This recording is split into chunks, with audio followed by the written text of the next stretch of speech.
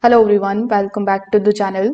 In today's quick video, you are going to learn how to restore the hidden photos on Frameo Digital Frame in 2026.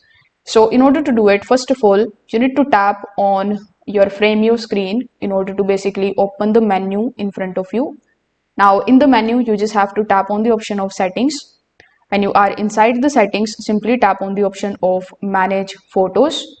Now inside manage photos, you are going to see the option of hide or show photos.